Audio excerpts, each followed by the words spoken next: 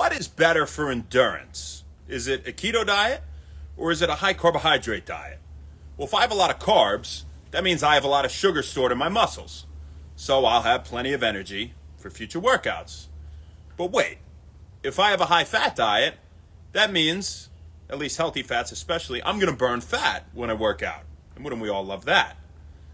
Well, a recent 42-day randomized crossover trial examined just that. They had 10 male triathletes, and they had them go through either a ketogenic diet or a high carbohydrate diet. And they switched and both did the opposite interventions. And they found that in regards to time to exhaustion, or how long it took them to become exhausted in cycling performance, there was no difference between the groups.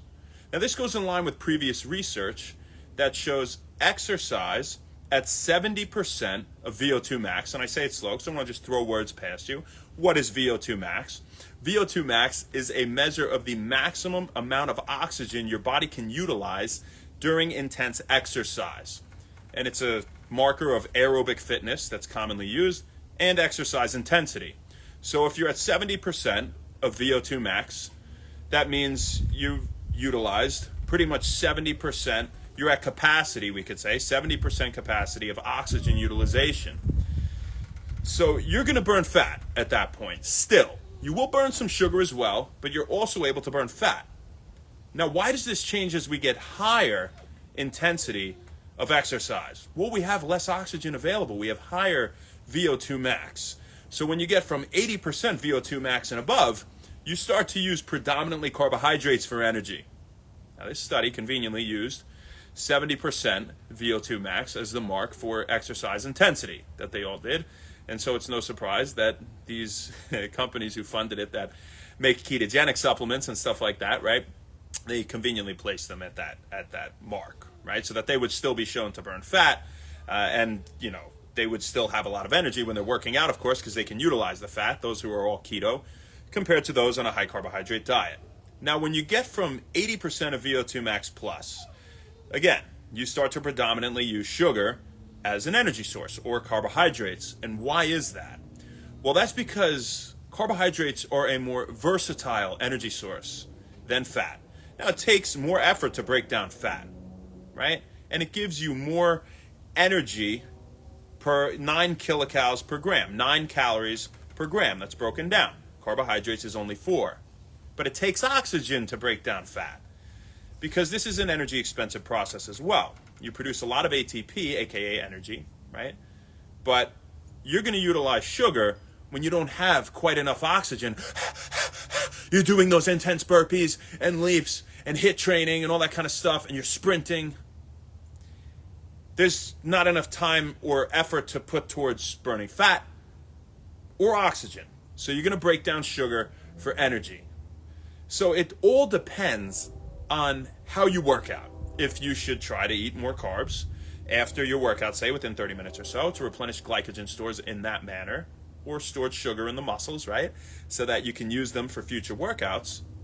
Or if you can have a keto-based diet, and you can have a lot of healthy fats, and you can be in ketosis or fat burning mode more frequently throughout the day and during your workouts. Now, that's only if you are, say, lifting like a bodybuilder with the fat, right? What you're doing is set, you're taking some rest, maybe you're doing endurance training, your heart rate never really gets that high. A lot of strength training, endurance, long jogs, things like that. If you're somebody doing really high intensity exercise, you would need some more stores of sugar. Now, what's also interesting that they didn't mention here is previous studies have showed that you can produce glycogen or sugar stores in your muscles without eating a lot of sugar. Now, it's more efficient is that process of glycogenesis or glycogen production, right? If you have those carbs after your workout, right? And your muscles absorb them like a sponge, and then you have the stored sugar as energy for later, right? When you need it during high intensity exercise. But when you break down fat and even amino acids or the building blocks of proteins, we could say, which you resort to last, right? Of course, in the presence of oxygen. Now, if you don't have oxygen, then the order is different. It goes carbs, then right to amino acids. because you can't break down fat because you don't have oxygen, right? So really intense exercise, that's why you want a lot of carb stores. But anyway, normally it's carbs, then fat, then protein is what your body will break down. It's not going to take the pillars away from the house before it burns everything inside. And the amino acids are like the pillars, right? Our proteins and our muscles. So that's more important, that you have really high glycogen stores if somebody's doing intense exercise. And again, other studies have shown you can produce that glycogen without eating a lot of carbs. Well, how is that? Because when you break down fat, or again, even amino acids, as a byproduct, you get things like pyruvate that can be converted into acetyl-CoA. You don't need to know what these things are, but then convert it back over to pyruvate, for example, in the liver after it's transported there, and then can be used to make more sugar.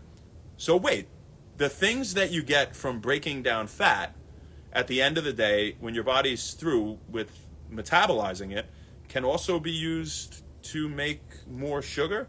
Yeah, the body's extremely intelligent, right? So if it doesn't have access to sugar, well, of course it's going to find a way to make some sugar stores, right? And when you're eating fat, it promotes the production of sugar in the liver. And when you're eating sugar, it promotes the production of fat. Now, it's very important that you have the right timing of eating and that these sources of carbohydrates are good. For example, you want to eat a ton before bed and not have any carbs right after the workout if your goal is to maximize your glycogen stores, right? And this and that. But there are many caveats in everything, of course, but also in the fitness and supplement and nutrition world. And this is one of them. So don't think that you just need a ton of carbohydrates to have sugar stores in your muscles to have energy for future workouts. It all depends on the intensity. That's what we got for you guys. Who do we got on here? Say what's up to everybody. We're going to rock and roll. Eat some good stuff. Zero Limit Fitness Beast. What's up? How you doing, Master Ben? Good to see you, my brother. Thanks for coming on. Sibia, what's up? The body is brilliant, man. It's amazing, and we need to let it do its work. Put it in the optimal position to do great things, the great things it can naturally do. Tommy Reed, they beast from the east. What's up, baby? How you doing, killer? What's up? Fine, man. Heingeinen. Appreciate it. Moonbo, you made it. Gab, what's up? How are you, my friend? Tunnet, the bunny. Hey. SBU Bowling represent. Megan, what's up, baby? And Inez C. As for now. So we got for you, folks. We'll see you tomorrow, baby. Not sure where, not sure when, but we'll see you then. Have a fantastic rest of your night. Thank you very much. And happy Wend Wellness. See ya. Am I 100%? I don't know. Natural? Yes. Oh, yeah. I feel good. Na na na na na na na. I knew that I would. Na na. I feel good. See ya.